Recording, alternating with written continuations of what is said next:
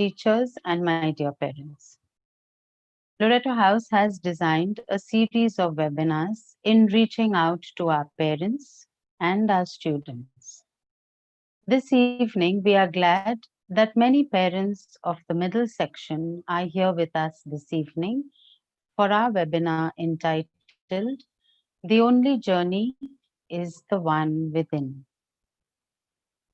The middle section of any school is the most delightful part of the school, and the children spend their happiest moments here in classes 6 to 8. It is a bridge between the junior section and the senior section. They are neither babies anymore as they were in the junior section, and neither are they little adults in the senior section. Their psyche is different. This age group, 11 years to 14 years, have fewer inhibitions, they have less critical minds, and they are the most participative part of our school in any activity. However, at present, they are at home and they are unable to mingle with their friends or their teachers. As a result, they may be feeling neglected, even left out of almost everything.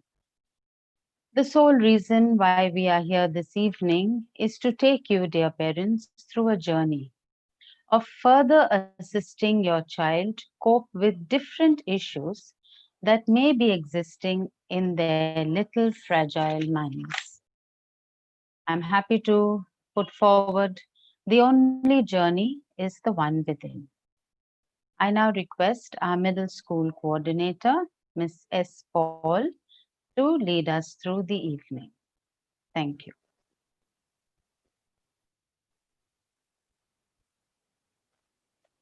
Today's webinar, The Only Journey is the One Within, has a different meaning to each one of us.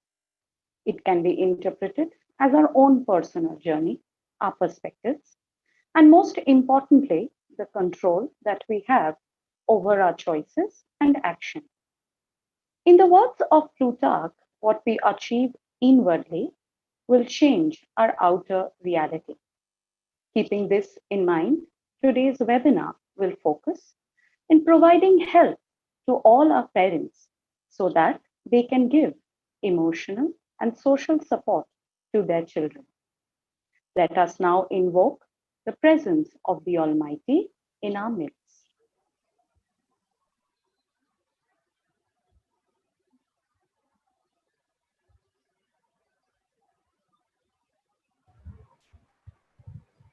Dear Lord, we give you thanks for the gift of life.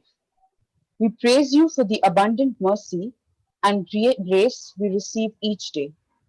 Please grant us peace of mind and cleanse our thoughts. Give us the strength to find purpose and walk the path you have laid out for us. Lord God, we come to you seeking encouragement. We ask that you remove the spirit of doubt, negativity, and confusion. Continue to show us who we are and how great you have created us to be. Amen.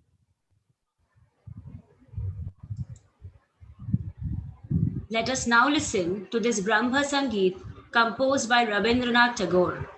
Through this song, Tagore gives us the message to walk through the joys and sorrows of life with positivity in our minds. And this song brings us the true essence of our today's webinar.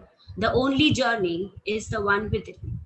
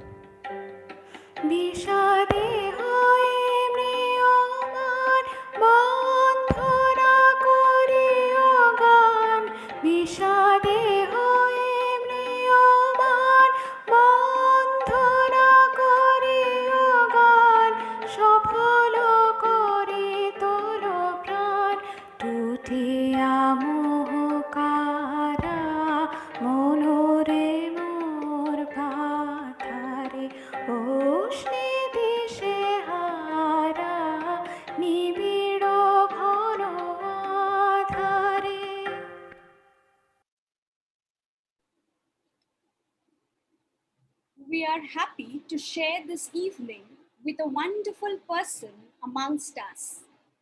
It gives me immense pleasure to introduce our guest speaker for this evening, Miss Priyadarshini Guha. An alumna of Loreto House, La Martiniere for Girls, and Presidency College, Ms. Guha is presently the Dean of Arts at Indus Valley World School. Ms. Guha is a Master's in Modern History and a gold medalist from Calcutta University. Passionate about teaching history and English, Ms. Guha has experience in teaching for more than 22 years in reputed schools of Calcutta, namely Modern High School for Girls and the Heritage School. As a teacher of history, she has conducted several workshops for students and has been the master of ceremonies for events and given talks in the city to varied audiences. She actively encourages children to explore and identify creative avenues of expression through dance, drama, music, and literary endeavors. Thank you, ma'am, for taking time out from your busy schedule today to be a part of The Only Journey is the One Within. We are greatly honored to have you with us this evening. Your valuable thoughts will greatly inspire our parents today. I now invite Ms. Guha to give the keynote address.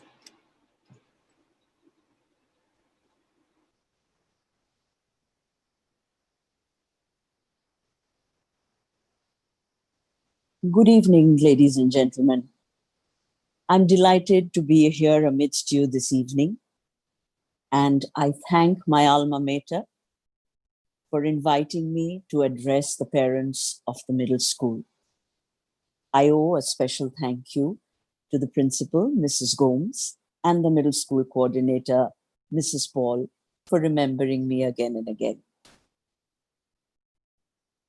To address this issue, I think we began in a beautiful way through the words of Rabindranath Tagore. Tagore is someone who inspires us every single day.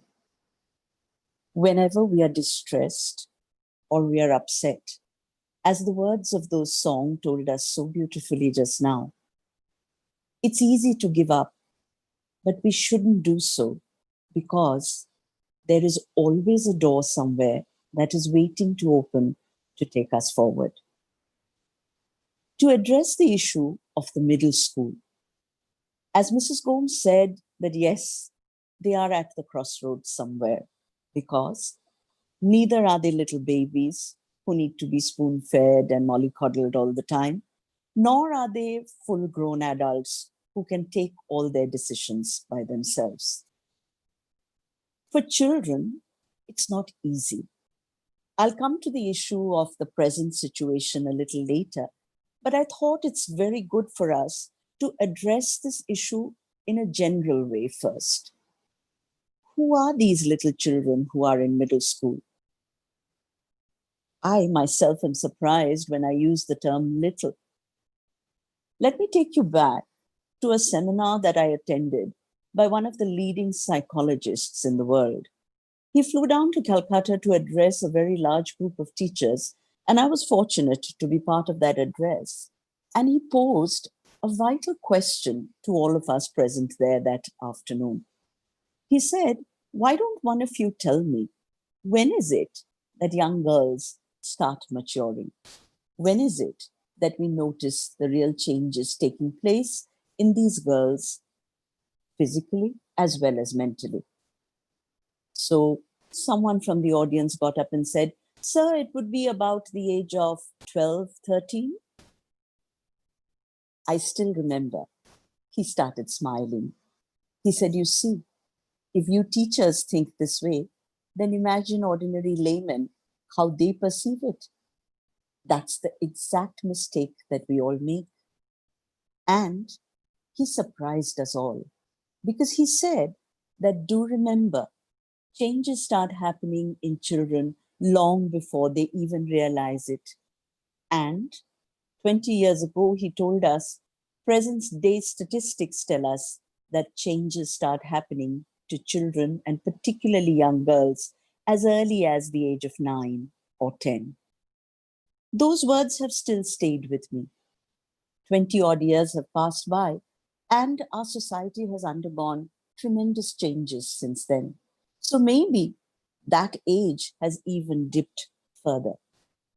But what is vital for us to address here today is that how are we, parents, as well as teachers, going to be the real support system for our children? We have to understand something, particularly where it is the girls. And I'm especially addressing the parents of the girl child today, because all the students in Loreto House are the ones who are in question here. Children really mature far beyond their years. Your daughter might be 11 or 12, but you would be surprised very often that mentally they might have achieved the age of 20 or so. That is where the real conflicts arise.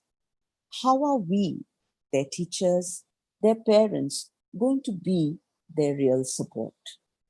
This brings me to a very vital issue. Say your children were actually going to school every day. You would be off for work, or if there are mothers who are housewives, they would be finishing up their chores at home. The child spends her day in school, gets back home by about 3:30, maybe eats a little meal, rests a little, goes out to play, comes back and settles down with her work, really sits down and actually spends some quality time with her parents, maybe before dinner or at the dinner table, and she's off to bed. That's what a regular day would look like. And yes, we can't forget, we have to throw in the issue of tuitions as well. So, in a normal situation, how much time is a child actually spending with you? Very little, really. But today, suddenly, things have undergone a drastic change. All of us in the last 4.5 months are confined to our homes. You, me, everyone. And I do know, like all other schools in the city, Loreto House is also trying to keep the situation for your children as normal as possible by having classes online. But here is where we have to address this key factor. Can online classes ever replace a real classroom situation? How is it that your daughter is feeling when she has to sit down in front of a laptop or in front of a mobile phone and do her classes? We do have to understand she is obviously missing her friends. She's missing the time that she would be spending in between periods talking to them, or maybe grabbing a quick bite from her tiffin box before the next teacher walks in to take class. She might be missing her club activities. She might be missing talking to her friends out there in the playground. She might be missing her game of basketball out there in the beautiful grounds of Loreto House. All that is not happening. Suddenly, our world has become confined to this screen. Now, in this situation, there are two factors that we often take for granted or tend to forget. And what is that? One, there is this constant struggle. I'm sure it's happening in every household where there is a struggle for access to gadgets. Like the child needs a gadget to be able to connect to her online classes, the parents might be needing a laptop or a phone where they have to carry on with their office work.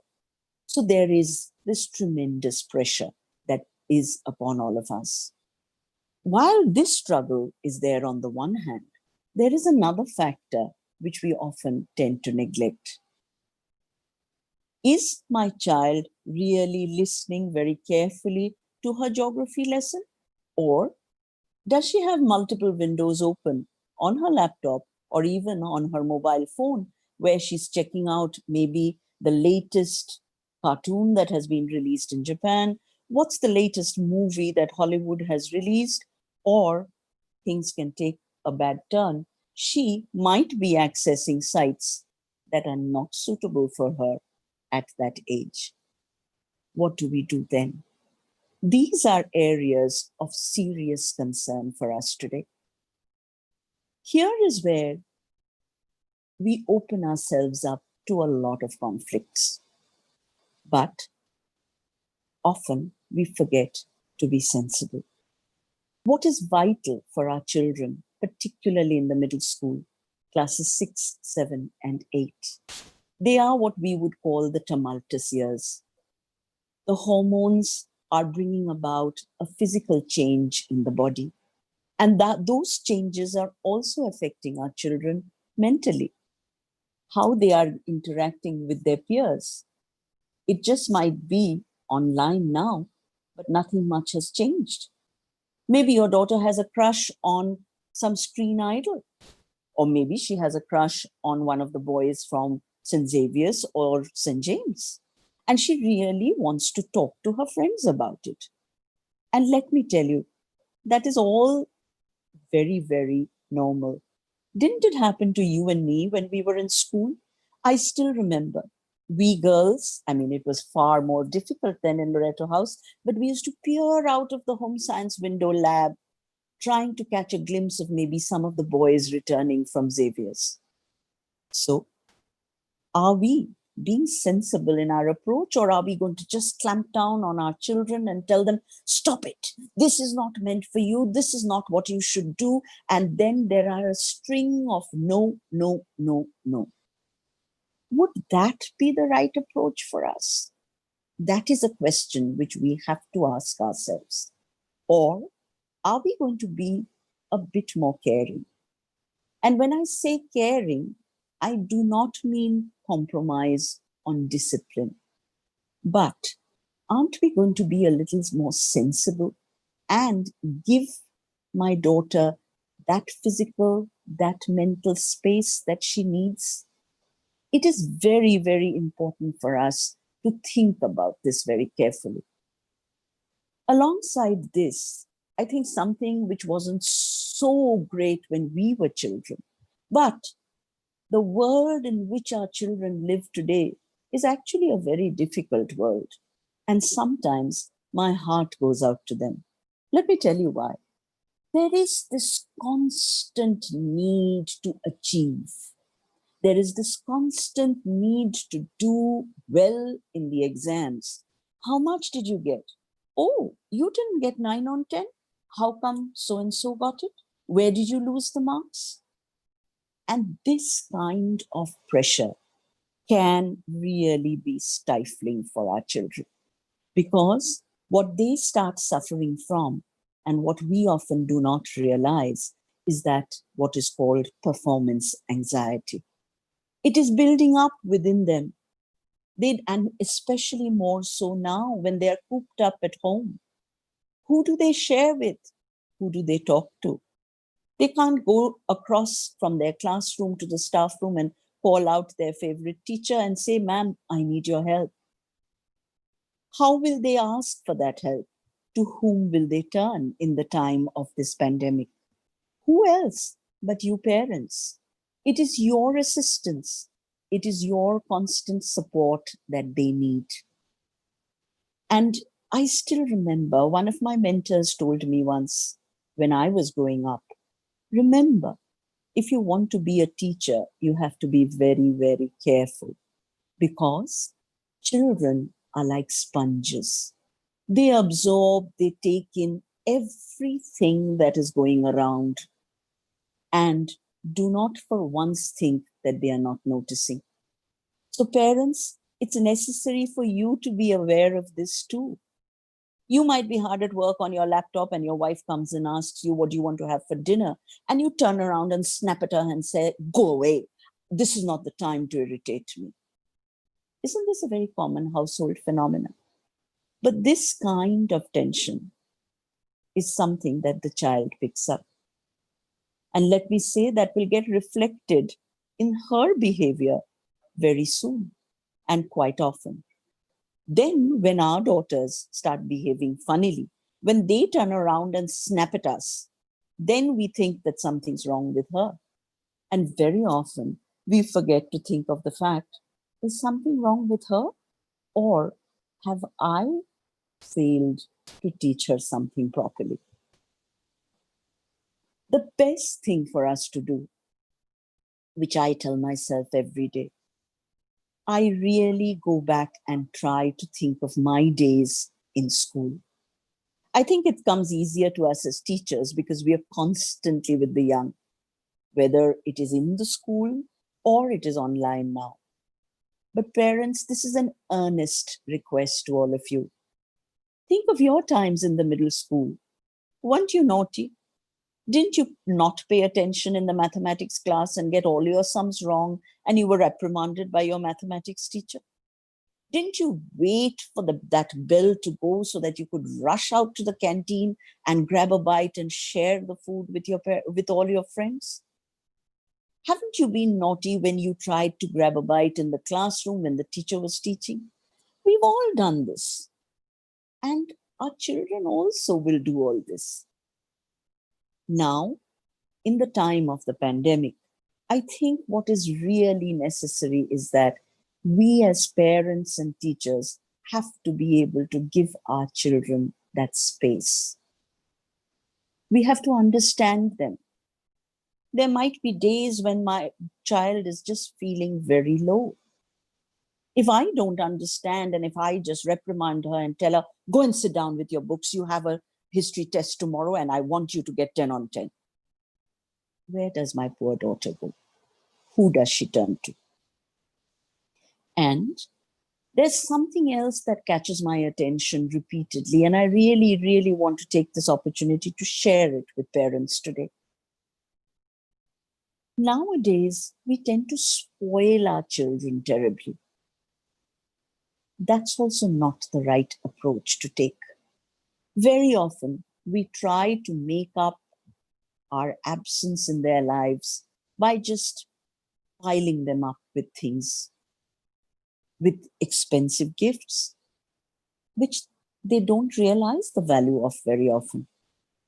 So strangely enough, parents, this is the right time. It's come with a huge amount of pressure on all of us. It's very uncertain. But this is the time when you're getting a very, very rare opportunity to spend with your children at home. Spend that time well. You don't need to breathe down your daughter's neck all the time. You don't need to sit behind her when she's on the laptop, looking at her screen and doing her studies. But be there. And let me tell you, this balance is not easy to achieve. Because after all, we are human too. We might be having our good days and bad days also. But we can always try. Because let's understand, our children don't have access to any sports at the moment. They aren't being able to just go out into the field and play basketball or have a good game of football or just share a badminton match with their friends. They can't go for swimming. Many might be wanting to go out and have a good swim and feel refreshed and come back home and settle down with their books. Confinement is the name of the game at the moment. But let us not restrict our children in that space. Let them feel free. Let their hearts wander even when they sit down with their books, because that is the time for them. And they are growing up. They might be having innumerable questions that crop up in their minds. Be that friend. Let your daughter not be afraid to ask you. Create that emotional zone where your daughter can come forward and ask you anything that is troubling her, anything that she's exploring online and she doesn't know the answer to. You can be that person who can give her that support. Achieving this balance is definitely not easy, parents, but let us not be oblivious of our importance in the lives of our children. even more so, I feel, during these unfortunate times. I think I will open it up for questions after this, but I have to quote Charles Dickens here. It was the best of times. It was the worst of times. Yes, parents, we are living through most unfortunate times, but do pause, ponder, and think for a while. And think about the kind of time that you're getting at a stretch with your children.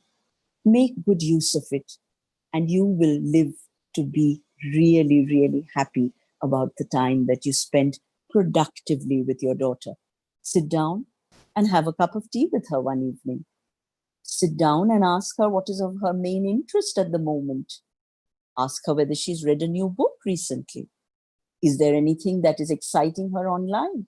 Does she want you to cook up a new meal for her? Does she feel like gardening? The monsoons have come. Does she want to sit near her window and just sing in gay abandon? Let her do what she feels like doing. And let me tell you, that will automatically want her to go to her books as well and study hard to do well.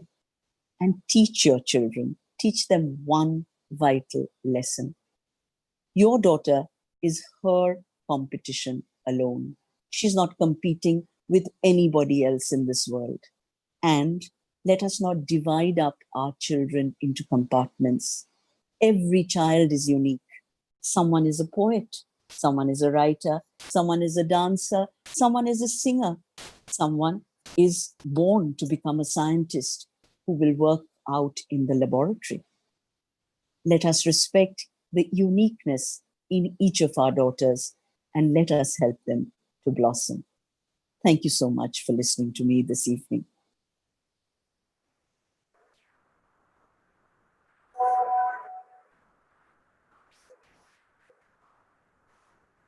Thank you, ma'am, for your thought-provoking address to our parents and teachers. You have clearly brought out the pressures that our children are facing during these circumstances. It was very interesting the way that you pointed out that our children observes everything around us, and this in turn reflects in their behavior. It was lovely to hear from you that as parents, we need to give them the space they need. And at the same time, you also highlighted the need to maintain a balance between discipline and love and care. We are now ready with the questions posted by the parents on Google Doc.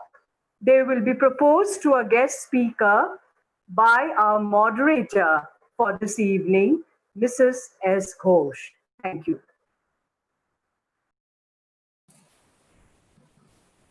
Thank you, Mrs. Banerjee.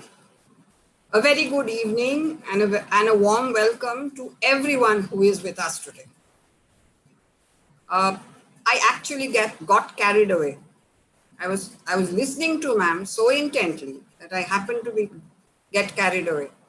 And I completely agree with you, ma'am, that girls mature much earlier than conceived by most of us. A small reminder to all parents who have joined us this evening.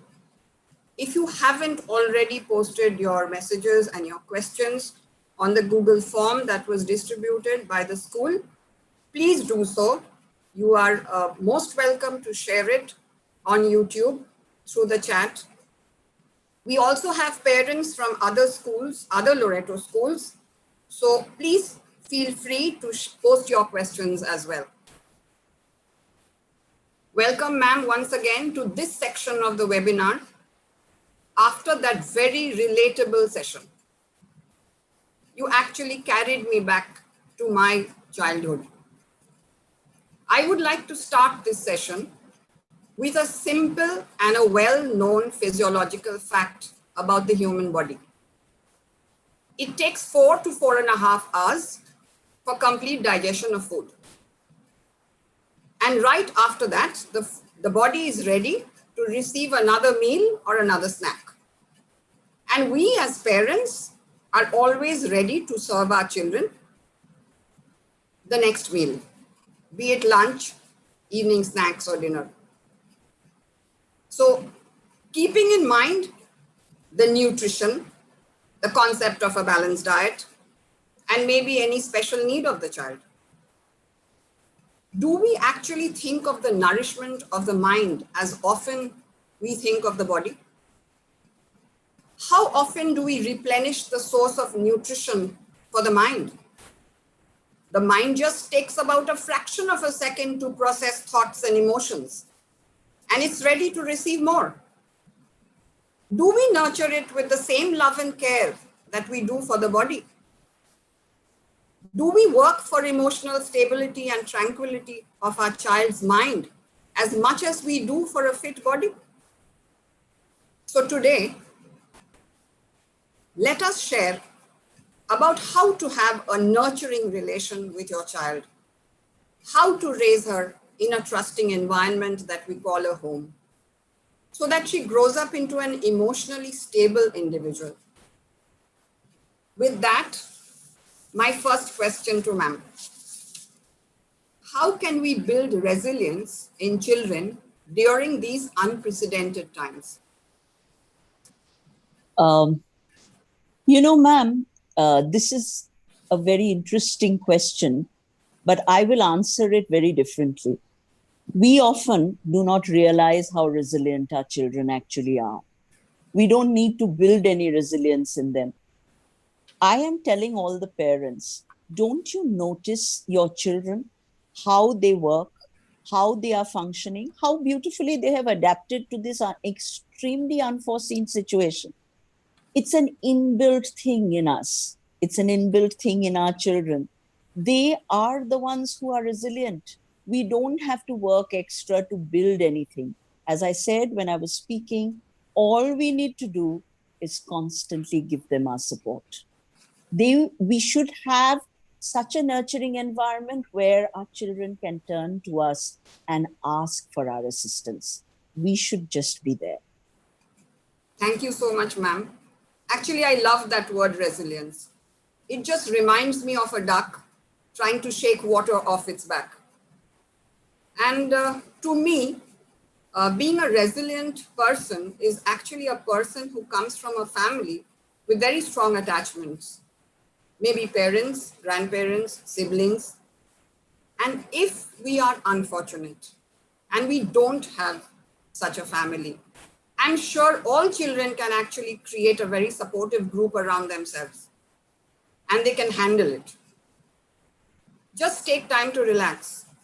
Just don't overdrive yourself. That's what I feel. Ma'am, related to this question, I think we can carry on from that.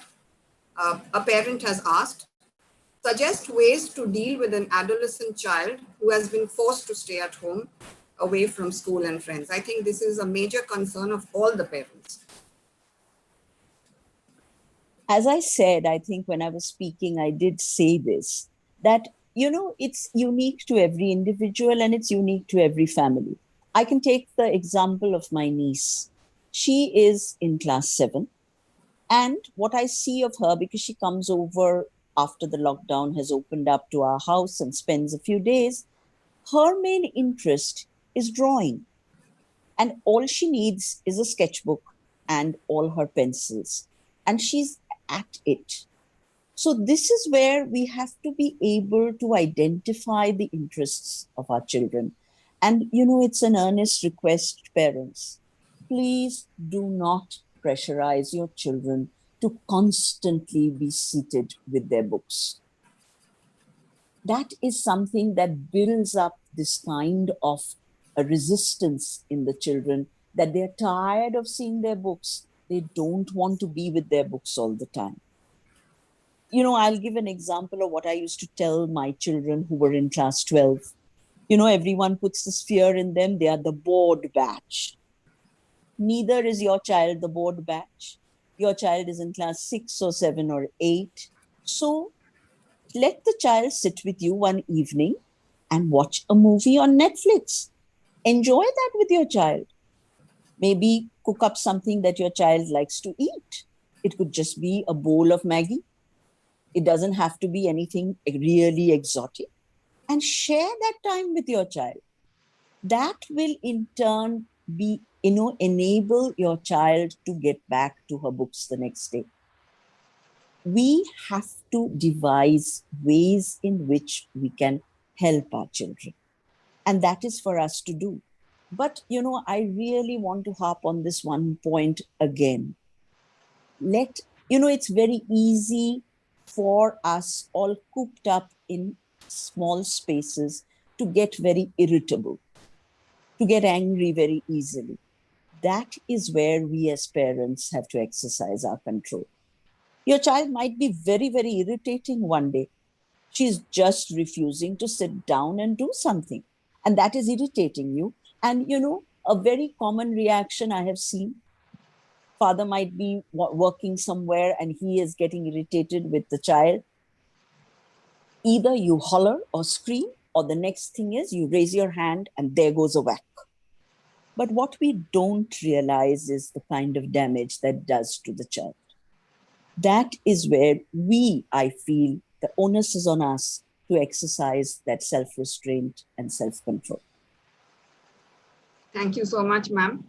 I'll direct the next question to Principal Ma'am, Mrs. Gomes.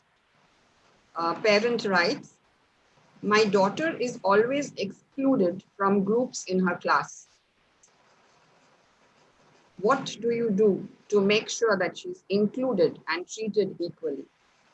We have been making small groups for projects and for PPT presentations and things like that. So I think this is a concern of such a parent.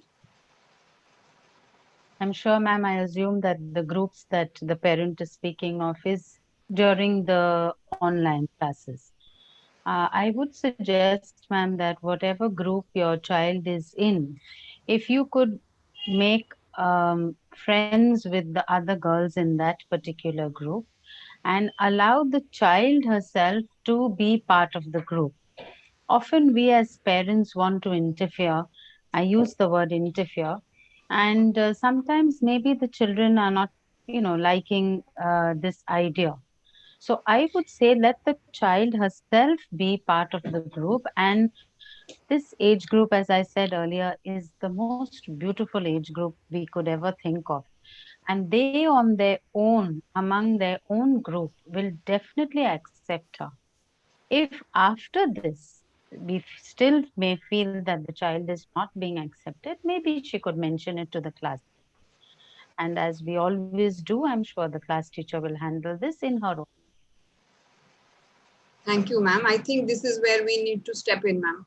And we need to help the child out. Yes, ma'am. My next question for Ms. Guha. We as parents strive to build up communication with the child. Still, we find that they are glued onto their mobile phones or their tabs, which is their only recreation, and that is causing a lot of strain on their eyes. How do we handle this? I'm not surprised by this question at all. I think this is not something that is only to do with the pandemic situation now. It is something that has become a common factor in every household. And it is very unfortunate, that whoever is the parent has asked raised a very pertinent point here.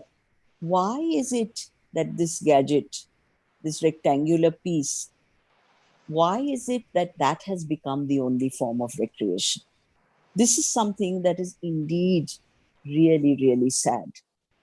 It's very difficult for us to draw a parallel with our childhood because, frankly, mobile phones and laptops didn't exist. So our growing up was a very, very different and a very carefree growing up. But still, I would, encourage you. Now it's difficult for me if I suggest that your child should go out and play. That's not something that's possible now. But still, try to engage your child in board games at home. Let your child play a round of Uno with you. Even go back and play Ludo and Snakes and Ladders. I can't tell you how enjoyable I find that even now. And I'm sharing my experience of doing that with my niece. So that's why I'm saying, here is where we have to struggle. And I'm using the word struggle particularly because it's very difficult to bring their mind away from that screen. I do understand because, the kind of content that is released on the screen and how it is made out to be appears to be extremely attractive to children. And that is what causes them to be glued to the screen. And here is where that extra effort is needed by us. I was reading a very interesting post just this morning on Facebook. It had been sent to me by one of my friends who's in America. And it was a very interesting post. Ma'am, if you give me the opportunity, I'll share it with everyone in a nutshell. It said that she had gone to a supermarket and she had picked up her supplies and she was waiting in queue when she took out $100 bill from her bag and it fell on the floor. And just as she was trying to manage all her other things, the gentleman standing before her bent down to pick up the $100 bill. And she thought that, she would say thank you and she was feeling very grateful. And guess what happens next? He just turned around and told her, finders, keepers, whatever was on the floor is mine. So I found it, it's mine. And, anyone who would be reading that, I'm not, opening up the rest of the story. If you come across the post, you should read it. And then the story unraveled in a very humorous way. And the ending of that was what caught my eye. And that's why I'm sharing it with parents here. It said, I'm glad you have read my story till now. Guess what I've been trying to do? I am sharing this with all my friends because I'm trying to encourage the practice of reading among us. Because only if we can encourage this practice among us, we can let it percolate down to our children. Wonderful, ma'am. Wonderful. Ma'am, the next question. Where do I focus? On my child's strength or her weaknesses? Both. Because it's very simply said, there isn't any black and white over here. Because as I said, my child needs me in whatever little form. I still remember, when I was a child, I was a voracious reader. And my grandfather had this practice. He would sit next to me while I was reading, but he would never ever say anything. But his presence there was huge because that meant that he was encouraging my area of strength. In contrast, I was bad in mathematics. And I remember when I sat down to do my maths practice every day, that's where he was still there sitting in his chair, but his presence was different. There was far more active engagement and him letting me know that don't feel scared. I'm here. If you get stuck, I'll be right here to help you. So parents, focus on both because both coming together is what makes your child special. Thank you, ma'am. Ma'am, I have actually done this in class also. And I've told children, choose one aspect in which you would like to improve. So most of the children will actually choose a weakness, which means that we are more inclined to work on areas that we are not too good at. So this is the way I tell them. I tell them, why don't you work on your strengths? It's much easier. It's going to take less time. And then finally, of course, tell them that don't have a fixed mindset.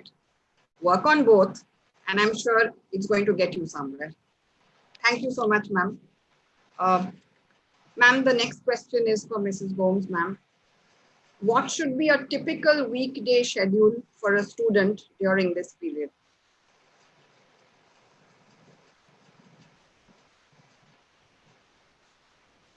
I'm sorry, ma'am. I'll have to ask you to repeat that question. Yes, I didn't get you. Yes, ma'am. What should be a typical weekday schedule for a child during this time, during this period? They want a schedule made for them.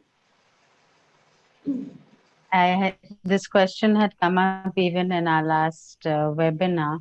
I would like to say that earlier the child was with us in school during the day, but now she's at home and she's on either the laptop or the tablet or the phone. So I think parents need to create a good work schedule where she is getting a lot of screen time because of school related issues. Maybe they can say no phone, no nothing which is involving screen time in the afternoon. When we were young, we were all made to sleep in the afternoon. I think that practice has long gone by, where children today don't get to sleep in the afternoon. But definitely, if parents can say no screen time in the afternoon, and then again in the evening, if they create a time like 4 to 6 for the child to study. But I would like to say, ma'am, at this time, what Ms. Guha also was stressed upon was on pausing and pondering. Who ever thought that we would get so much of time at home and so much of family time? I would say let the child be with the mother and father and the grandparents. If you have pets at home, spend quality time with family. Studies will happen anyway. I know coming from the school, it may sound different, but I would stress on that. Spend quality time with your family and let the studies happen. Our children are very good children, not only in Loreto House, I think in all our Loreto schools, and they will study. So a work schedule can be formed with a little rest of screen time. And also it depends on the home schedule. Like some people eat dinner early, some people eat dinner late. So you'll have to work according to your own home and then give a timing for the child. I still stress on sleeping early and getting up early, but then once again, it depends on the home. And Thank you so much, ma'am. Related to this, ma'am, if you could take it up, this parent has expressed concern. She says, how do we reduce so much of internet and online habits once normal school starts? So I all this love time, the last part of that question, ma'am. Once normal school starts, and we are all waiting for that. But yes, then their parents would be happy because definitely the child would be in school, and uh, provided we have regular classes, everything is uncertain. I too am not able to say that. Then right through the day, they will not be on their phones. Once again, I think disciplining the child is in the hands of the parents. So how much time they give the child is depending on parent. And ma'am also brought out a very important point. We should not spoil our children. We just try to give in to them, like whatever they want, give it to them because they are small, because they are young. No, if the mother of the house or the father, whoever's the disciplinarian, gives a proper timing, and I'm sure the child will follow that. They are very good at following instructions, provided we give it to them properly and in a nice. yes, ma'am. Thank you so much, ma'am. Ma'am, can I go on to the next question, which is dealing with uh, physical health and mental health? We can't possibly separate it. We can't possibly separate the two because they are interdependent. There is basically a dynamic relationship between emotional and physical states. So the parent has expressed concern. She says that there is an increasing call on healthcare professionals to consider the psychological well-being when treating a physical symptom of a disease and vice versa. So she wants us to throw some light on this about interdependence of physical and mental status, health status. Are you asking me, No, Mrs. ma'am. Ghosh? Ms. Mrs. Guha. Guha. Ms. Okay. Guha. Yes, it is interlinked and it's interdependent. There's no doubt about that. One thing which has come up repeatedly during the last 4.5 months, which I've been hearing of from counselors as well as psychologists, is that we have to take care of our physical health because that is directly correlated to our mental well-being. And for that, even though we are confined, doctors are saying this repeatedly also, we need to eat well. Now, when I mean eat well, I don't mean gorging on food. We need to eat healthy so that our immune system is well kept, and that will in turn help us to engage in all kinds of activities, which is primarily online at the moment. And yes, it can get stressful. I know of colleagues, and here I'm talking about teachers, they are at home and they are juggling with their roles as mothers, as daughters-in-law, as, wife, and cooking and taking care of the child, taking online classes. So similarly, for our children also, sitting for several hours in front of the computer is not something that is healthy. So one thing which I would suggest that parents should start doing with their children, every day, please keep some time aside when your child can engage in a bit of physical exercise. It can just be freehand physical exercise in the house. And I don't know about all schools, but in our school, we are trying to put together the online schedule in such a way that after 2 classes of half an hour period duration, we give a break. Child can get up, go and exercise at that point of time so that the mobility is all right, and then come back and settle down to do another class. It doesn't have to be anything rigorous or vigorous, but that physical mobility is vital, because linked to the physical mobility will come the mental agility. As ma'am rightfully said, and the parent who has asked the question is absolutely spot on, they are all interconnected. And it is our responsibility to see that all are in good working order. If one fails, then the other will get affected immediately. Yes, ma'am. Ma'am, I would like to add to that. In our schedules, we are having our physical education classes as usual. In fact, even in the junior classes, we're having yoga and dance and PT classes. It's wonderful to see the little children jumping in their own space and doing exercises. But I think I would appeal to the parents. There are innumerable YouTube videos where you can ask your child. In fact, it's a good exercise even for mothers, not to lose weight or anything, but just to do an exercise to keep yourselves fit for the child. You can put it on the YouTube videos, and every evening that's part of a schedule, and that also will keep her off the phone. You're looking at it on the television or maybe the laptop, but you're away from it. You're not so much screen sharing the time at that time. And you can also keep yourselves fit. There are many videos.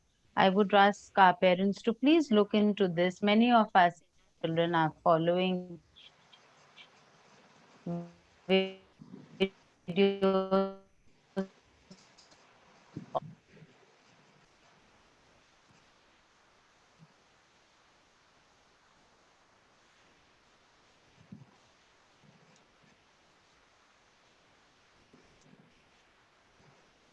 Ma'am, I think there is a bit of a problem. And we couldn't hear the last 2 sentences. Ma'am, if I could just come in here Yeah. and corroborate what Mrs. Gomes was just saying, there's this delightful series called Let's Walk. And it's to music, and they speed up the pace of the walking as you go along. It's really delightful, and a person can just do it within the confines of 2 feet by 2 feet. So as ma'am was saying rightfully, there are innumerable such videos, and particularly this one is really, really enjoyable, and it's not restricted to any age group. As ma'am said rightfully, the entire family can join in and just have a fun time, and that will obviously benefit them physically. Yes, ma'am. We actually want dopamine to be secreted. Dopamine is a chemical that influences positive feelings from the brain. So we want that. We want the brain to have its natural mechanism of producing the chemical and keep the children happy. Ma'am, my next question, ma'am. This is a question about a counseling session. The parent wants to know, how soon should I expect improvement from counseling sessions? Is that for Mrs. Gomes? No, ma'am, it's for you. Okay. This is a very difficult question to answer, Mrs. Ghosh, because as I said in my presentation also, every child is unique. And if a child has any particular problems, then those problems are unique to that child. And how much time a particular child will take to respond to counseling also depends on that particular child. Whether the child is receptive to what the counselor is saying, how the child is responding. You know, I've often seen children who are just closed up. They don't even open up for, let's say, 2 months at a stretch because they need more time to get used to a counseling session. So it's very difficult to predict a time frame for any child for that matter. And, you know, where a child needs assistance, whether it's from a professional counselor or it is from parents or teachers, I think the name of the game is only one thing: patience. Thank you so much, ma'am. Ma'am, we finally actually have to come to COVID because there are too many questions on the condition now. So there is a parent who has written that there is so much fear and anxiety and uncertainty almost for about 5 months. How do we protect our children from the trauma? She's used the word trauma. Possibly there is, she's seeing neighbors suffering from the disease. Maybe there is someone at home who has been hospitalized.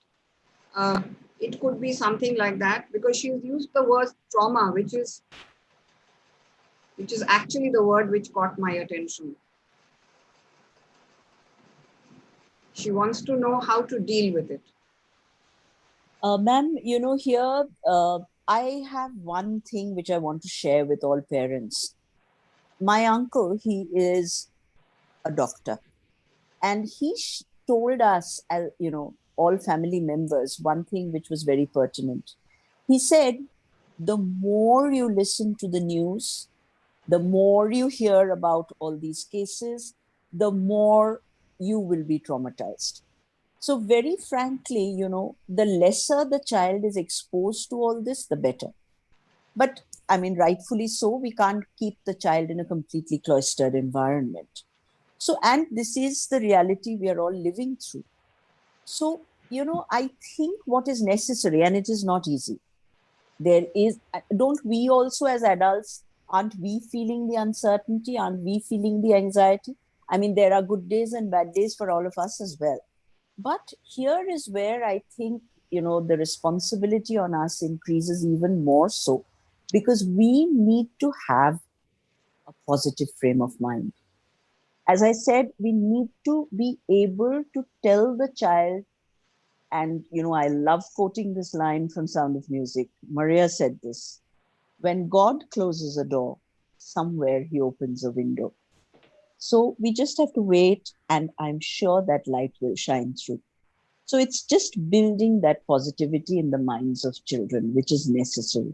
And we as a community, and when I say a community, I mean the entire educational fraternity, parents, teachers, children, we are all in it together. And this is the time when we should be able to lend each other support. Yes, ma'am. I agree with you completely. Ma'am, this question is for you, ma'am, Mrs. Gomes. At this time of the year, it is obvious that children can't resume classes till the vaccine is here. So what are your thoughts on this? Like, this is going to actually be an ongoing question from all parents.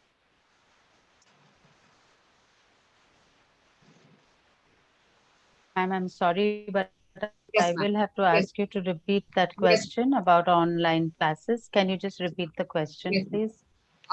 The parent is asking that at this time of the year, it is obvious that children cannot resume school till the vaccine is here with us and children get vaccinated. So what are your thoughts on this?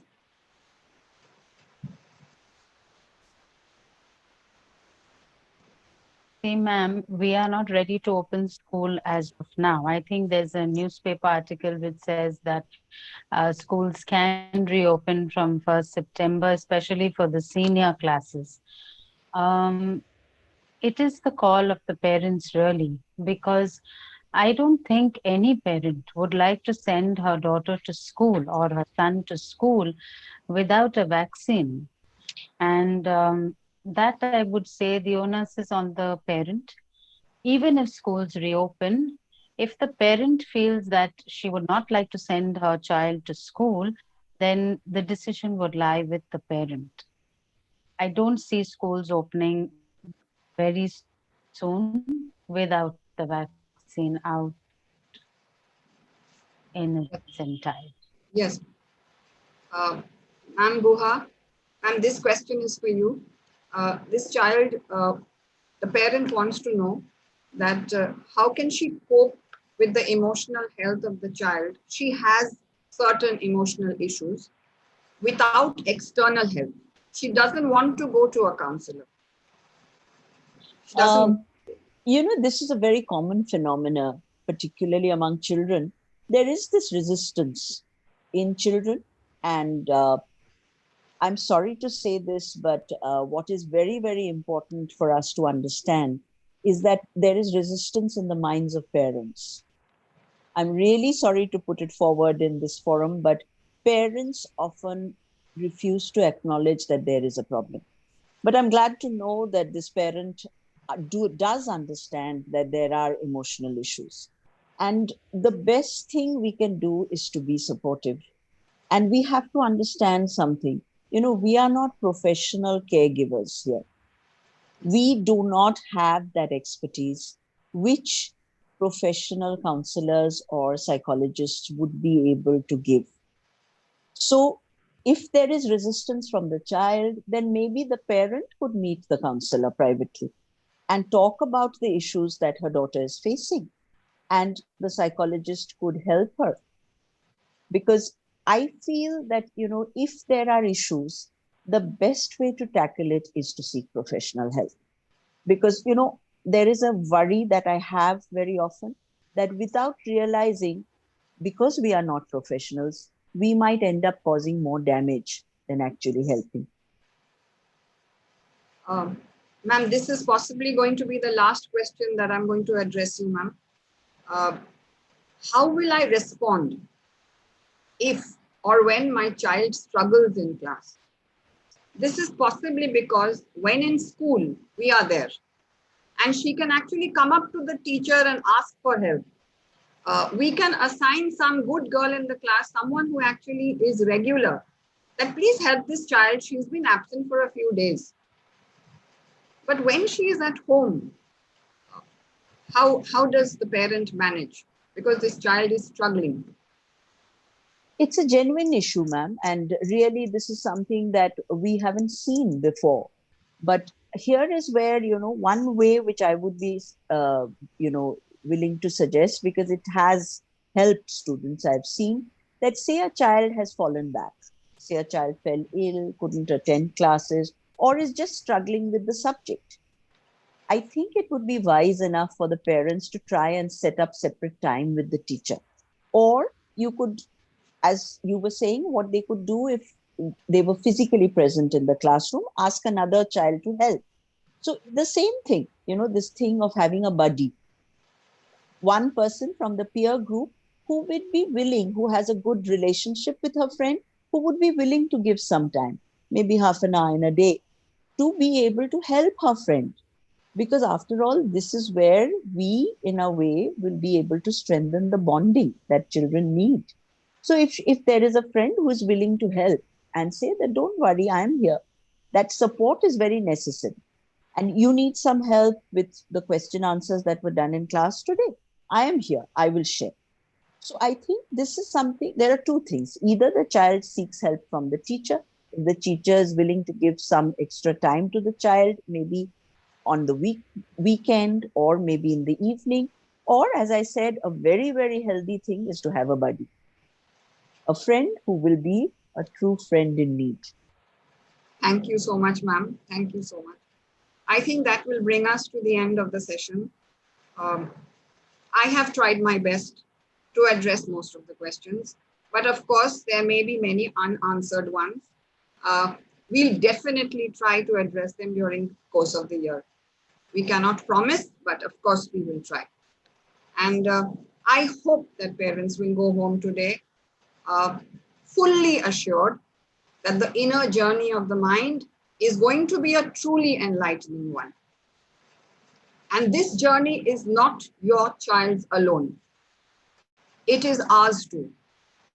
So we will hold hands, parents, teachers, grandparents, everyone around us, to make sure that this path is beautiful. So parents, dream with your child, admire her, appreciate her, listen to her, and most importantly, nourish and nurture her mind. Thank you, Ms. Guha, for enriching us with your knowledge and experience. I really loved what you shared with us today. And a very, very special thank you to our principal ma'am for her invaluable inputs. Especially without her, we can't manage the school, at least the children. So special thank you to you, ma'am. I will now invite Ms. Mustaq and Ms. Brelia to give the formal vote of thanks. On behalf of Loreto House, I would like to express our heartfelt gratitude for all those who have helped us in making this webinar a success. We extend our sincere thanks to our dear guest, Ms. Priyadarshini Guha, for sharing her thought-provoking views with all the parents. Your thoughts have enlightened our minds. As a token of our appreciation, we would like to present a card and a virtual bouquet of flowers.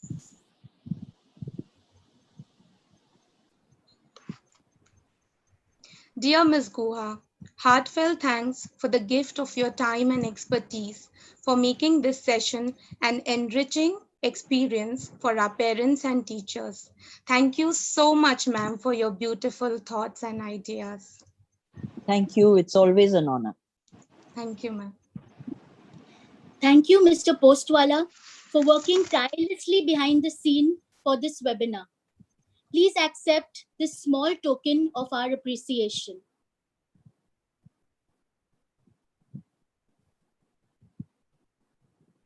Dear Mr. Postwala, heartfelt thanks for the gift of your time and technical expertise for making this webinar a success on 2 virtual platforms.